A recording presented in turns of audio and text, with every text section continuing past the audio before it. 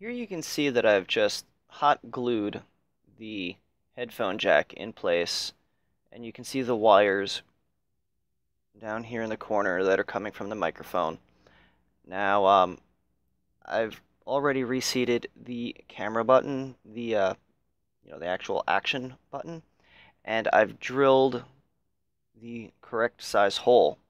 What I did was I took a standard hole size gauge and then simply just went through various steps of drill bits at a very slow speed, and getting this installed was the hardest part, and also this bottom button down here, because this now adds so much pressure.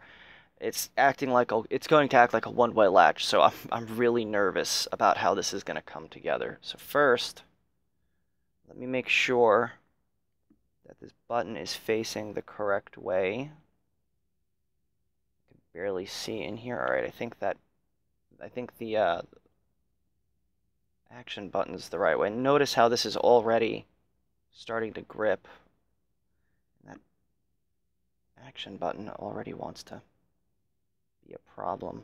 Man, this is already really tight. And I want to make a "that's what she said" joke, but I don't think I've ever heard that before.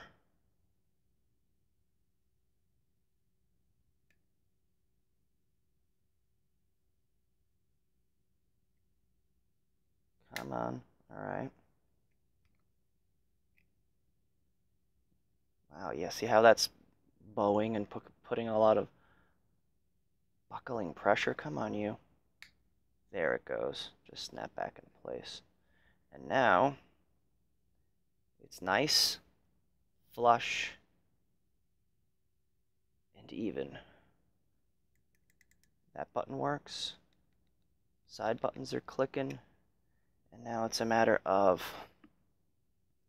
getting back in the focus. How ironic that I can't get my camera to focus while taking video of a camera. Anyway, next up is just put our 4 screws back. And we snap this back on. Now, a little word of advice. I used a headphone jack in order to figure out how this is going to place inside, and also to physically hold it while I was hot gluing it. Because remember when I said that the collar itself is going to have a certain amount of room that it needs to come out of the casing in order for that jack to plug in all the way.